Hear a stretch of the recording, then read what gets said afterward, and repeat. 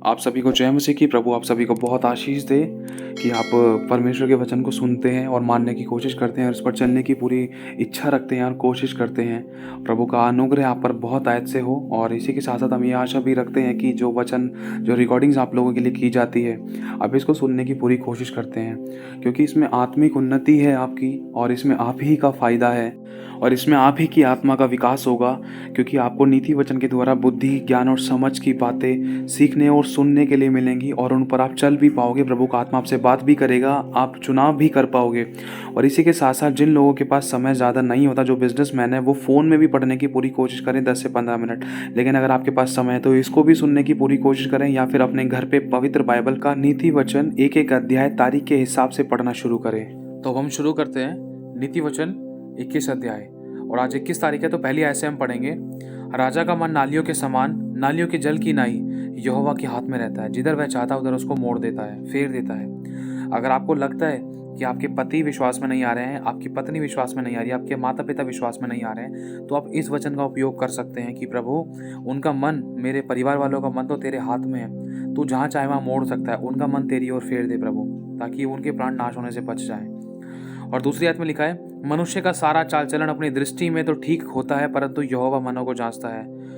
धर्म और न्याय करना यहोवा को बलिदान से अच्छा लगता है। चढ़ी आंखें, घमंडी मन और दुष्टों की खेती तीनों पापमय है। कामकाजी की कल्पनाओं से केवल लाभ होता है, परंतु उतावली करने वाले को केवल घटी होती है। जो धन झूठ के द्वारा प्राप्त होता है वह वायु से उड़ जाने वाला कोहरा है। उसके ढूंढने वाले मृत्यु ही को ढूंढते हैं। जो उपद्रव दुष्ट लोग करते हैं उससे उन्हीं का नाश होता है, क्योंकि वे न्याय का काम करने से इनकार करते हैं। पाप से लदे हुए मनुष्य का मार्ग बहुत ही टेढ़ा होता है, परंतु जो पवित्र है उसका कर्म सीधा होता है। लंबे चौड़े घर में झगड़ालू पत्नी के संग रहने से छत के कोने पर रहना उत्तम है। प्रभु उसका मतलब ये नहीं कह रहा है कि अपनी पत्नी से बैर करके चले जाओ, नहीं। कहने का मतलब ये है कि उस झगड़े रगड़े के समय ना चुप्पी लगाकर एक कोना पकड़ लो, छत का कोना, और उस कोने पर जाकर प्रभु से प्रार्थना करो, ताकि झगड़ा और ना बढ़े, और प्रार्थना करने के द्वारा सब कुछ शांत हो जाए। दुष्ट जन बुराई की लालसा जी से करता है, वह अपने पड़ोसी पर अनुग्रह की दृष्टि नहीं करता। जब ठट्ठा करने वाले को दंड दिया जाता है तब भोला बुद्धिमान हो जाता है, और जब बुद्धिमान को उपदेश दिया जाता है तब वह ज्ञान प्राप्त करता है।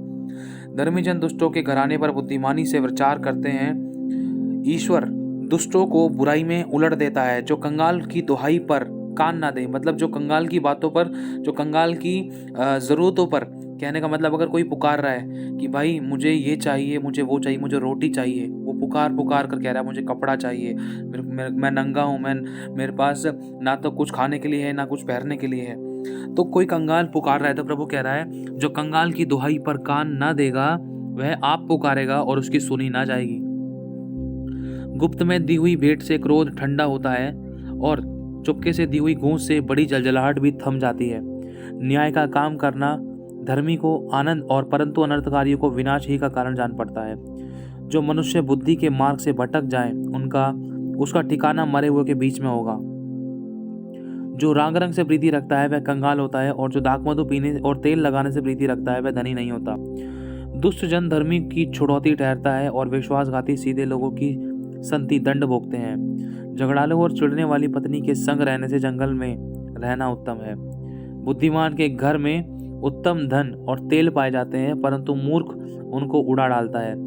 जो धर्म और कृपा का पीछा करता है वह जीवन, धर्म और महिमा भी पाता है। बुद्धिमान शूरवीरों के कारण नगर पर चढ़कर उनके बल को, जिस पर वे भरोसा करते हैं, नाश करता है। बुद्धिमान वही व्यक्ति है जो परमेश्वर का डर रखता है, क्योंकि परमेश्वर उसके साथ रहता है और उसके सामने कोई ठहर नहीं सकता। क्योंकि परमेश्वर जब उसके साथ है, और जब परमेश्वर साथ है तो कोई रुकावट नहीं आ सकती उसकी ज़िंदगी में। क्यों? क्योंकि वो व्यक्ति परमेश्वर का ही डर रखता है, मनुष्य का नहीं। जो अपने मुंह को वश में रखता है वह अपने प्राणों को विपत्तियों से बचाता है। देखो, वचन में लिखा है कि ये जीभ अधर्म का एक अंग है। अगर हमने अपने जुबान को वश में रखा ना, दुख के समय, घटी के समय, बीमारी के समय, परेशानी के समय, ज़रूरतों के समय, या कितनी भी बड़ी आशीष मिल गई है, ना तो उतावली कर रहे हैं ना तो धीरे चल रहे हैं कछुए की तरह, मतलब सब कुछ समय पर करते हुए, वरन अपने मुंह को वश में रख रहे हैं। घटी के समय पे चिल्ला तो नहीं रहे, और दुख के समय में कहीं खुदा से लड़ तो नहीं रहे, चाहे परेशानी के समय कहीं हम गलत अंगीकार तो नहीं कर रहे, गलत शब्द तो नहीं बोल रहे। अगर कोई हमें दोष लगा रहा है तो उस समय हम क्या कहीं दोष तो नहीं लगा रहे। खुदा के वचन को जानने के बाद भी क्या हमारी ज़ुबान हमारे वश में है? लिखा है, ये ज़ुबान अधर्म का एक अंग है। जो अपनी ज़ुबान को काम में लाना जानता है, वो इसका फल भोगेगा। जो अपने मुँह को वश में रखता है, वह अपने प्राणों को विपत्तियों से बचाता है। कई बार ऐसी परिस्थितियाँ आती हैं कि परमेश्वर टेस्ट करता है कि अब क्या बोलेगा? इसको मैं सब कुछ दे रहा हूँ, चल मैं एक काम करता हूँ, इसके विरोध में मैं इसको करके देखता हूँ ताकि इसका लेवल भी बढ़े और इसको मैं परख भी लूँ।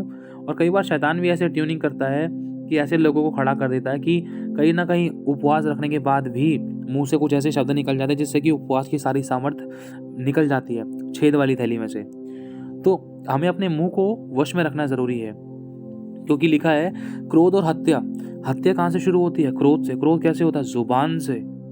ध्यान रखना, ज़ुबान से किसी से गुस्से में कुछ कह दिया, किसी का दिल टूट गया, वो हत्या, आत्मिक हत्या, शारीरिक हत्या। एक की बात में दूसरा भड़का, उसने मारपीट करना शुरू कर दिया। क्रोध हत्या को लेकर आता है। लिखा है, जो अभिमानी से रोष में आकर काम करता है, उसका नाम अभिमानी और अहंकारी ठट्ठा करने वाला जान पड़ता है। आलसी अपनी लालसा ही में मर जाता है, क्योंकि उसके हाथ काम करने से इनकार करते हैं। कोई ऐसा है जो दिन भर लालसा ही किया करता है, परंतु धर्मी लगातार दान दिया करता रहता है। दुष्टों का बलिदान घृणित लगता है, विशेष करके जब कि वे महापाप के निमित्त चढ़ाया गया हो। झूठा साक्षी नाश होता है, जिसने जो सुना है वही कहता हुआ स्थिर रहेगा। मतलब प्रभु कह रहा है, जो झूठ बोलता है ना, उसका तो नाश होना ही है। लेकिन जो सच बोल रहा है, अगर जैसे आपने कुछ सच्चाई सुनी है, जो सुना है आपने वही कह दिया, तो आप बच जाओगे, आप आशीषित होगे और स्थिर भी रहोगे। लेकिन आपने सुना कुछ हो रहा है, आप बोल कुछ हो रहे हो, तो ये झूठ हो गया, तो वो व्यक्ति स्थिर नहीं रह सकता। लिखा है, झूठा साक्षी, झूठा गवाह नाश हो जाता है, झूठ बोलने वाला नाश हो जाता है, झूठों से यहोवा नफरत करता है। 29वीं आयत में लिखा है, दुष्ट मनुष्य कठोर मुख का होता है, और जो सीधा है वह अपनी चाल चलन सीधे करता है। यहोवा के विरुद्ध ना तो कुछ बुद्धि चलती है, ना कुछ समझ, ना कोई युक्ति। कई बार हम सोचते हैं कि परमेश्वर नहीं देख रहा है, मैं ये काम कर लूँ। कितने भी अंधकार में इंसान कितने भी गलत है, बुरे से बुरे, अच्छे से अच्छे काम कर ले, खुदा की दृष्टि से नहीं छुप सकते, क्योंकि खुदा साफ कह रहा है। मैं कह रहा हूँ, वचन में लिखा है, अगर हम यशायाह, यिर्मयाह या यहेजकेल तीनों में पढ़ें तो बहुत खतरनाक चेतावनी खुदा ने दी है। लिखा है कि बुद्धिमानों की बुद्धि मारी जाएगी। जो इंसान, जो साइंटिस्ट, जो इंजीनियर, जो डॉक्टर्स अपने आप को बहुत बुद्धिमान समझते हैं ना, एक टाइम पर वो भी हार मान जाते हैं। कि कई प्रकार के ऐसे केसेस आते हैं, उनकी पढ़ाई भी बिल्कुल फेल हो जाती है। क्यों? क्योंकि उन्होंने परमेश्वर पे भरोसा ना रख के वरन अपने हुनर पर, अपनी बुद्धि पर भरोसा किया।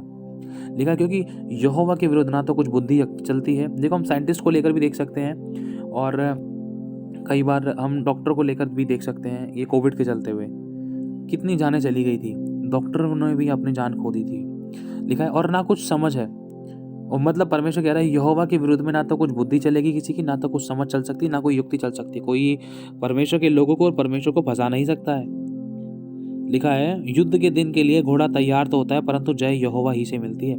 मतलब प्रभु कहना चाहता है आखिरी आयत में कि इंसान आज युद्ध कर रहा है, मतलब आज अपनी जमा पूंजी के लिए अपना परिश्रम कर रहा है, उसको जोड़ रहा है कि मैं भविष्य में आकर ये करूँगा, वो करूँगा, ऐसे करूँगा, ऐसे करूँगा। इंसान जोड़ता तो बहुत कुछ है, अपना तन मन धन लगा देता है अपनी बुद्धि चलाने में, और मतलब अपनी ज़रूरतों को पूरा करने में, मतलब बहुत सारी चीज़ें कि मैं बड़ा होकर ये करूँगा, बड़ा होकर वो करूँगा, मैं ऐसे करूँगा, वैसे करूँगा। परमेश्वर एक चीज़ देखता है उसके अंदर, हाँ भाई चल तू चला, लेकिन तूने अगर मुझ पे भरोसा रखा ना तो तुझे जय मिलेगी। अगर तूने मुझ पे भरोसा नहीं रखा ना, तो ये सब चीज़ें कुछ पल का है, कुछ पल का है। इन चीज़ों में तो गिर भी सकता है, ये चीज़ तुझे गिरा भी सकती है, ये चीज़ तुझे नाश भी कर सकती है, ये चीज़ तुझसे दूर भी हो सकती है, ये चीज़ के द्वारा तेरा नाश भी हो सकता है। चाहे वो धन की बात हो, चाहे वो एफडी की बात हो, चाहे कोई पॉलिसी की बात हो, चाहे कोई रिश्ते नातों की बात हो, या कोई बिजनेस की बात हो। हम सोच रहे कि मैं ये बिज़नेस कर लूँगा, मैं वो बिज़नेस कर लूँगा, क्योंकि लिखा है, अपने सारे मन तन धन से परमेश्वर पे भरोसा रख और उसी को स्मरण करके अपने सारे काम कर, तब वो तेरे लिए सीधा मार्ग निकालेगा। लेकिन हम अपनी ही धुन में अपनी इच्छा के अनुसार सोना, खाना, पीना, जागना, बैठना, उठना और बहुत कुछ, मतलब जैसे कि हम खुदा के वचन को जानने के बाद भी हम वो कर रहे हैं जो परमेश्वर की दृष्टि में गलत है। हमें वो नहीं करना चाहिए। लेकिन अगर ऐसा हुआ है तो आज प्रभु का आत्मा हमसे कहता है, आपसे कहता है, मुझसे कहता है कि पश्चाताप कर, माफ़ी मांग और आगे बढ़ जा, एक नई शुरुआत कर। जो भी तूने काम किया, जो भी तूने परिश्रम किया है, उसको मेरे अनुसार कर और अपने सारे कामों को मुझ पर डाल दे, तो तुझे जय मिलेगी। तेरा एक भी सिंगल रुपया, तेरा टाइम, पैसा, एनर्जी बिल्कुल वेस्ट नहीं होने दूंगा। हम में से कोई परफेक्ट नहीं, गलतियां मुझसे भी हुई, लेकिन प्रभु आज मौका दे रहा है कि पश्चाताप कर और मुझ पर भरोसा रखने के अनुसार अपने सारे काम कर। आप सभी को जय मसीह की।